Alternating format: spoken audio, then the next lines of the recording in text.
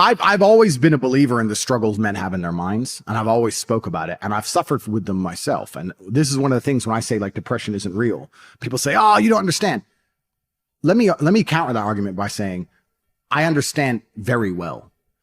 Me convincing myself and me deciding that depression isn't real is how I prevent myself from ever feeling depressed. And I've only constructed that mental model because I've been in situations in my life where I felt depressed. I'm not saying depression isn't real because I've never felt depressed. I'm saying depression isn't real because I've been very depressed.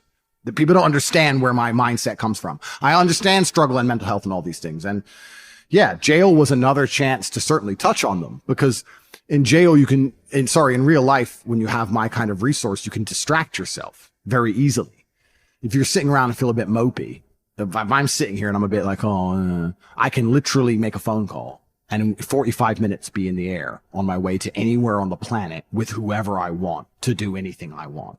So you can distract yourself. I'm not saying it fixes all mental health, but it distracts you.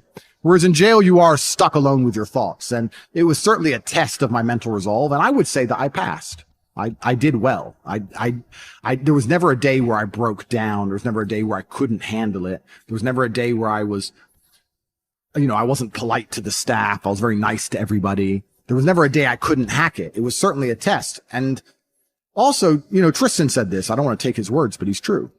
You go through life telling everyone you're the baddest motherfucker there is. Sooner or later, someone's going to test you. You walk in the pub and you say, I'm the hardest man there is. Sooner or later, someone's going to fight you. Sooner or later. And life's like that. You want to be the top G and you want to go through life and say, I'm the top G.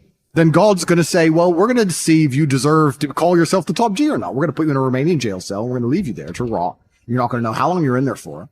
And the biggest mindfuck is I thought I was going to be in there for years. I had no idea. Everyone's telling me years. I thought I was going to be in there for years. So maybe God was just he was watching me and he was having a look and saying, you want to call yourself top G? Let's see. And I like to think I passed that test. So it is what it is. But yeah, I agree with you. In terms of mental struggles, yeah, they exist for all men. And I also think that's one of the reasons I'm so large. I talk about those things a lot. I talk about those things a lot with men and I help men with them. And I try and say to men overall that life as a man is pretty shit and you're going to feel shit for a pretty large percentage of the time. But you're only going to ever escape that if you just perform regardless. You have to perform when you feel bad. As a man, you can't say, I will perform when I feel good. It doesn't work that way because our heads are too complicated and life's too complicated. There's too much on our shoulders and we have too much stress and too much pressure. Our heads are fucked. You have to be the kind of person who says, I perform regardless. I didn't miss a single day's training. I didn't miss a please. I didn't miss a thank you. I'm not saying I was happy. I'm saying I did exactly what I was supposed to do. The worst thing about prison, I think for everybody else, because there was a lot of men in there who were crying, a lot of men who were having mental breakdowns. I think it is the problem I didn't have, which is knowing that if you're a normal man, you go to jail and they just pick you up and you go to jail. Who pays the rent? Who's feeding your kids? Who's your wife sleeping? Like life gets hard for all the external things you could no longer control, things that were your responsibility. I was lucky I didn't have those problems. And when I spoke to people, most people's issues were things that were happening on the outside. And I felt really good knowing that my life is set up in a way where even if I'm plucked from it, it operates. And I set that up because I thought they were going to kill me. Even to this day, if they shoot me right now, everyone around, everything would be okay. I don't have to exist for my life to fall. So that was fantastic about jail. The worst thing about jail, I mean, the cockroaches started off really bad, but after a few days, it's amazing how quickly you get used to cockroaches just in your bed. You're just like, just kick them out the way. That was kind of bad. But not knowing when I'm going to get out, that was bad. Having my name slandered all around the world, that was bad. Not knowing how people are reacting to it. Like my first month in jail, I didn't know if people believed this garbage or not. I had no access to the internet. I didn't see anything. There was a lot about it that was hard. But I have to believe it's going to make me a better person. Why else did I go? What did I go for? To waste 3 months? To stare at a wall for 3 months? Is that why I went to jail? No, I must have gone to jail to become a better person. I must have learned something. I have to self-analyze and find the lessons and pick it out. And I think a lot of people don't do that with all the bad situations in their life. regardless of whether you went to jail or a woman left you or your business failed, whatever it is, you need to analyze the entire situation and say, okay, what can I learn? There's a big pile of shit here, but there must be a little bit of gold inside. So I've just tried to look at it as a massive learning experience, and perhaps that's a coping mechanism, but I've found a lot of lessons which I'm implementing. And there's a very strong chance they're going to put me back.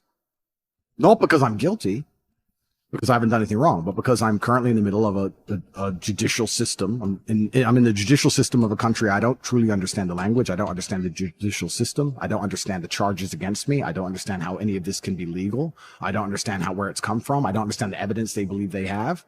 And here I am stuck in this process, and who knows how it's going to end. How are you going to complain that it's hard to be the man, but then also understand that being the man has value? They are linked. You cannot separate the two. It's a logic fail. If you love the idea of being that character you dream of yourself to be, then you should love the fact it's hard to become that man, because it means no one else can do it. This is what I love. I love everything about my life. I know the shit I've been through to become who I am, and I wouldn't trade a second of it. Because there's also this massive juxtaposition, which is so important for masculine happiness and contentment. I'll tell you the coolest thing about being rich. Remember when I was broke? That's all it is.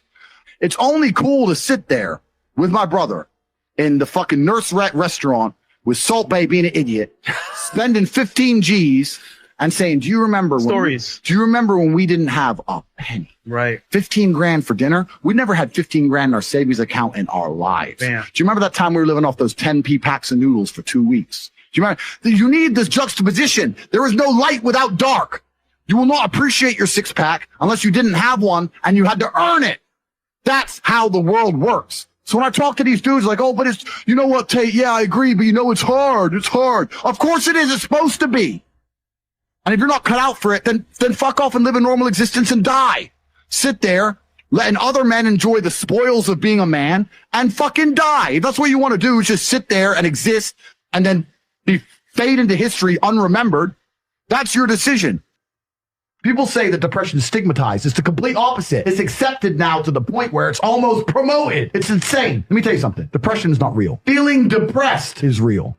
You can feel depressed, but you feel depressed, and that is a natural biological evolutionary trigger for you to change something in your life. That's your own mind telling you you're unhappy about X. If I went to jail today, I'd be depressed because I'm in jail. Right. I haven't caught depression. I don't have a disease. I'm just upset with my situation. Yep. I have people mess with me all the time. I'm fat and I can't get a girlfriend because I'm depressed. I'm like, no, pancake lover.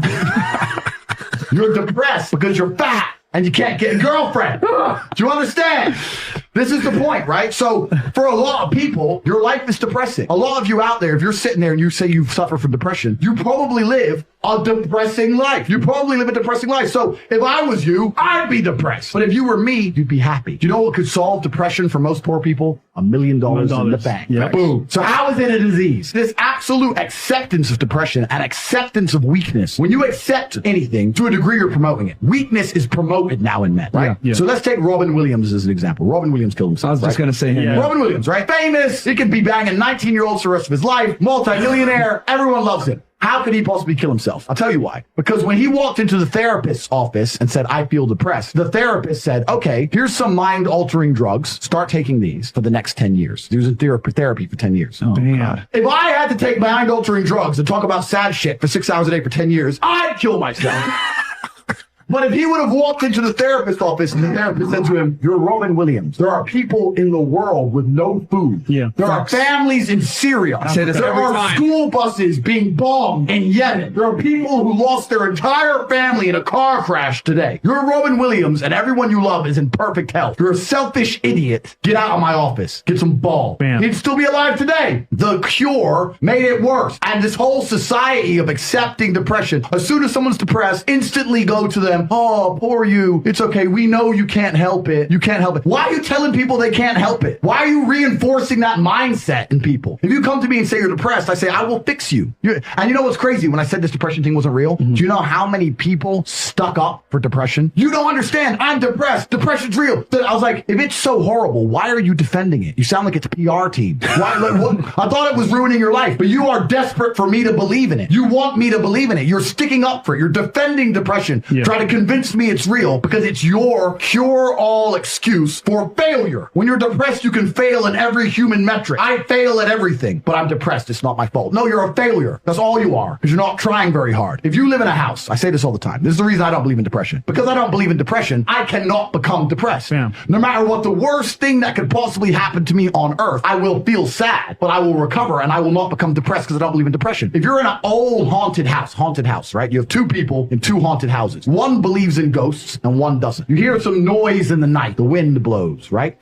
The man who believes in ghosts is like, oh no, a ghost. Now he's scared, right? He wants an exorcist. He can't sleep. He's scared about ghosts. He's paranoid. The guy who doesn't believe in ghosts goes, wind, whatever, and goes back to sleep. Do you understand that it's the belief that gives it power? Right. If you don't believe in ghosts, the ghost can't hurt you. If you don't believe in depression, you can't become depressed. And I refuse to believe in something that's going to weaken me. Why would I believe in something that's going to weaken my ability to deal with problems in life? Why would I do that? I'm temporarily immortal.